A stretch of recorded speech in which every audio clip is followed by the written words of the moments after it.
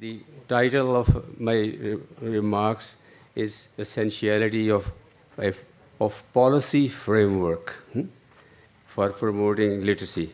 So the emphasis is on policy framework, and I have taken the word policy framework seriously. In other words, the paper is, these notes are constructed with serious consideration of what a policy framework is. Framework, of course, means that it's used for developing your way of viewing, and you put some things out and some things in. You have put a particular frame. So that's what I try to do. I take a larger perspective and begin, for example, we'll begin with some history. Since the mid-1940s, nations that achieved independence from colonial rule in the flush of their freedom had proclaimed to end ignorance, hunger, and disease from among their peoples. Those grand proclamations were not, however, always translated into state policies. For lack of deep commitments and scarcities of resources, material resources, conceptual resources, institutional resources. The point is that policy making is not just saying, let's make policy. You have to have resources which are material, conceptual. You need to know how things are done, intellectual capital, and institutional resources for any policy to have a chance. Now, some of the newborn nations that I just talked about, referred to, that had the good fortune of being better provided with adequate knowledge capital and financial capital, means resources, did indeed make impressive advances in their projects of ending ignorance, hunger, and disease, which everybody had promised. They also had placed their efforts within good enough policy frameworks. But this was not the case for most of the other developing nations. They did things, but there was no such thing as that you could, looking back, say, oh, they had this policy perspective. With the founding of the United Nations in 1942, the world changed in 100 ways. From its very inception, the United Nations has been true to its mission to unite nations. United Nations, it really did work to unite nations, as it was supposed to work together for peace and prosperity for all in a just world order. It has provided a global platform to bring together the policy elite and the intelligentsia for all the world nations, 193 of them on last count. And from inside the UN and its affiliated agencies, such as UNESCO, UNDP, WHO, FAO, ILO, and others, to work on these tasks at the cost of far more than $1,000 billion. This is what the affiliated agencies of United Nations have been doing to create a particular perspective for all nations. Now, in saying this, I'm not speaking as an employee of UN who is selling you the idea of UN. I'm pointing out that we live in an age of globalization, which has influenced every single individual in this world. We really are living in a global village. And we really are, all of us, on the same spaceship, Earth. And while we do have our own ideas and our own experiences and so on, the global institutions that I refer to as affiliated agencies of United Nations directly also, but these affiliated agencies, UNDP, UNESCO, ILO, FAO, all of these have influenced every nation states. Some may want to disclaim that UNESCO, United Nations, has nothing to do with it, depending upon the national chauvinism that we all are capable of. But if you look around as a serious intellectual and policy analyst and policy maker, you realize how we all have been resonating to the conceptions and discourses as established by UN. Now, so in this the marketplace for multiple global discourses that have now emerged thanks to United Nations and its agencies, we now have globally shared ideals and multiple policy frameworks which are presented to us for possible use and adaptation and contextualization wherever we may be. The discourses I'm referring to are, for example, sustainable development. Again, the child of global institutions and globalization. Women's inclusion. It's surprising as it may seem that even our concerns for women's inclusion first came out of United Nations initiatives. And then most countries started saying, yeah, we got problems too. We have been mistreating women as a subservient cultural group in our lives.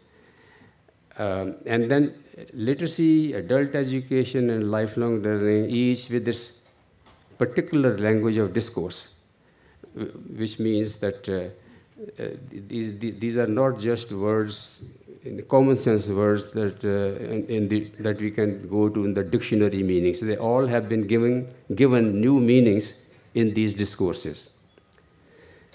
Now, any nation state undertaking an initiative with a set of objectives would have also a sense of how to achieve those objectives. That is, it would have an idea of underlining an embedded logic of action, that kind of a means-ends calculus, that this is what we want to do and this is how we want to get there. In the marketplace of ideas we have referred earlier, we will be borrowing and lending. There will be borrowing and lending of ideas. In fact, United Nations has also been saying like south to south interactions and north to south, and north to south of course, always enough, and in some case the only one dialectic. But underlying what they are saying is that we learn from each other. Now, seen in the perspective of the last 40 years, policy frameworks have not been borrowed as a whole, just to be swallowed in one gulp. And which is good. It's nothing to worry about, because the task that we have before us is not just to go somewhere and say, okay, let's copy this. The only that you get ideas of how to get this, what's working in somewhere else and succeeding very well, how do you contextualize it in your own setting? And but there have been the borrowing has been more of a scale of particular specific strategies and innovation. For example, Bangladesh's experience with microfinancing, which began there and now spread all over the world. So it's one particular strategy that has been very easy to borrow and integrate in your policy planning processes. Brazil's Bolsa, which makes very interesting demands on those who take the money from the state, cash transfers, but making sure that they will be used for sending children to school and for some other, or getting into small businesses and so on. This is Bolsa. And India's own Narendra, they come to mind. Now, between the theorizers and model builders in the academia and the universities, and I confess to being one of those, and on the other hand, the UNESCO institutions, they have come now to a situation where one can say that we do have a general framework for policy and praxis. How do you make policy and how do you implement it? Now, again, I'll repeat, these models are not supposed to be taken as they are, okay, set of instructions, let's go home and follow them one by one.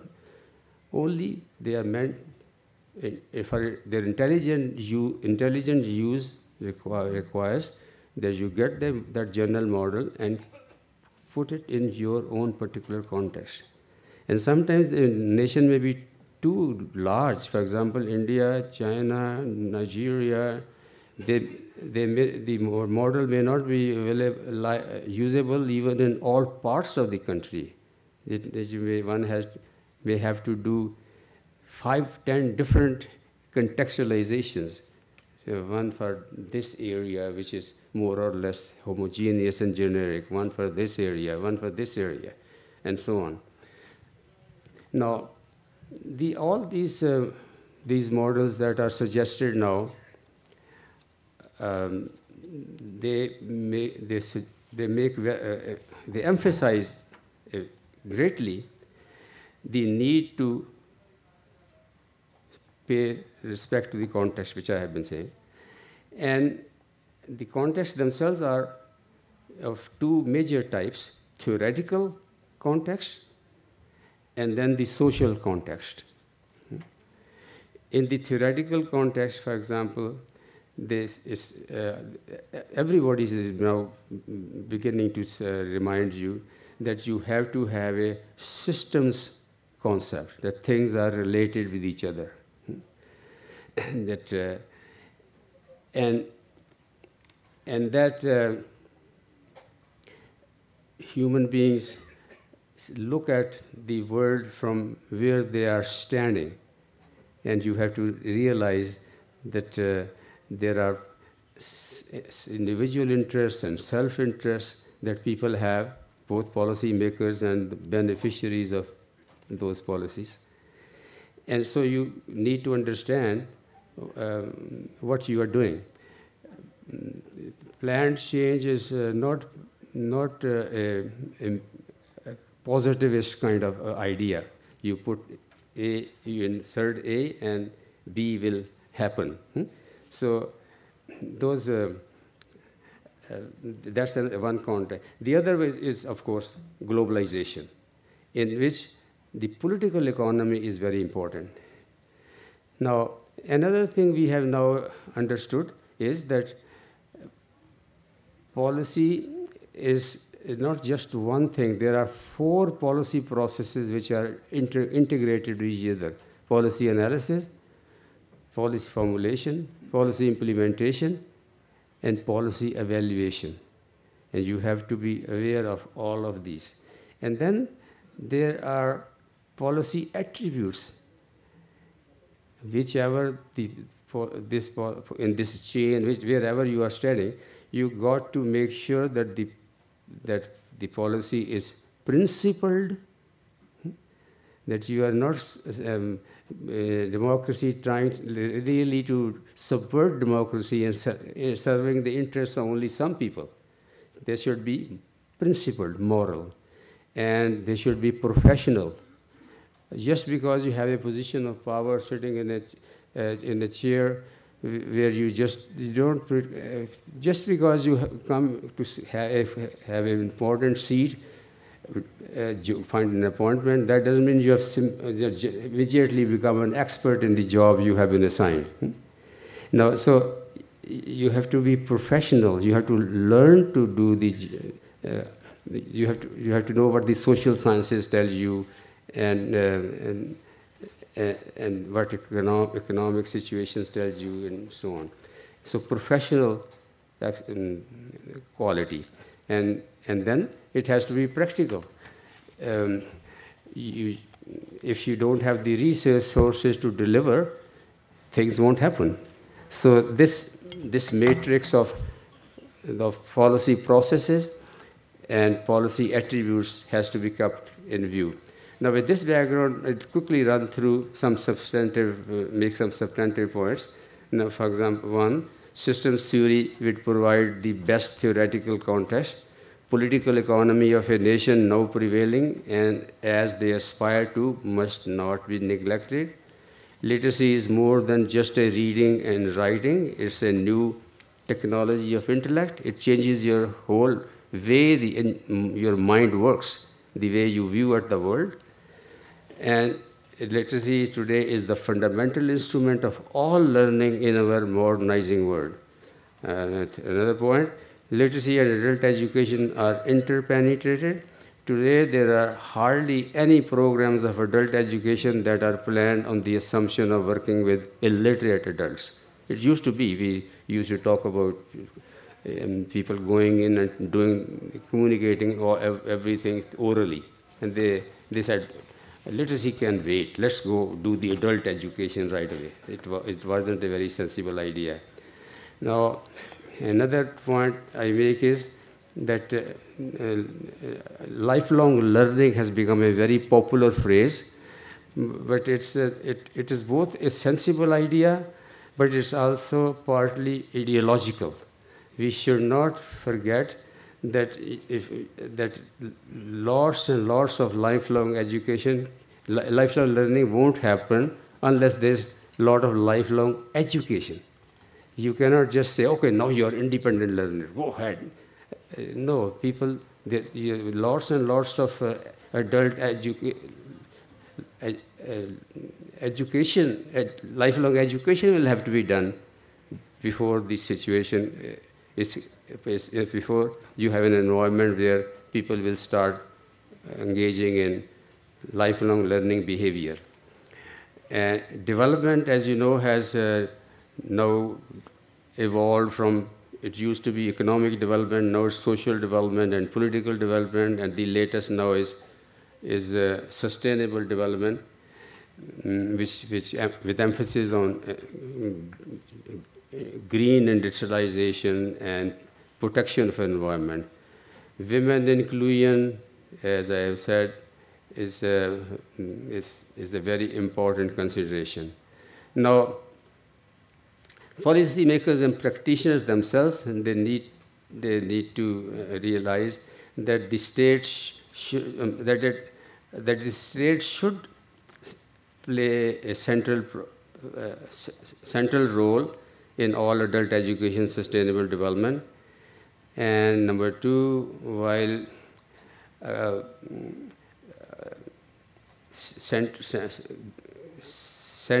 state has to play an important part, the state must develop partnerships with civil society and private sector.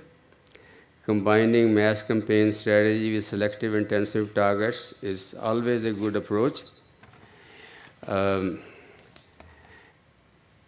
Institutional structures need continuous attention, otherwise they can atrophy and become blockages rather than bridges between institutional structures. Decentralization again has become both a good institutional idea as well as an ideology.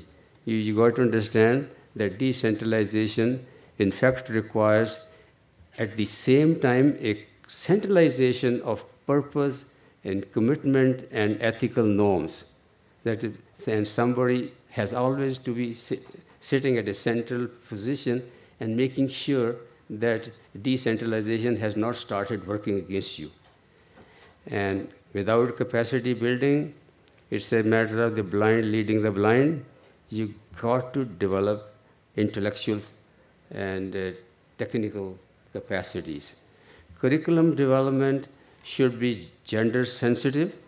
We can't just say do something for women and then do nothing about in our materials and writing and training about how to work with women.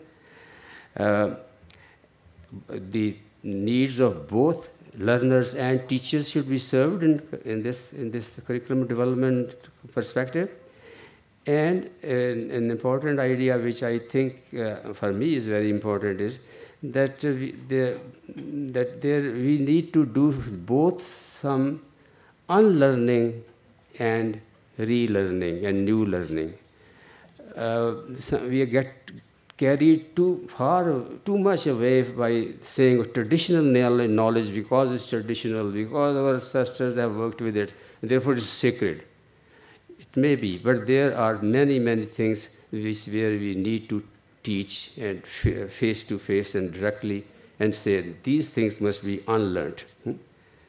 And finally, there is the necessity of a moral commitment. Everything collapses. Corruption kills if you do not have integrity. Thank you. Thank you.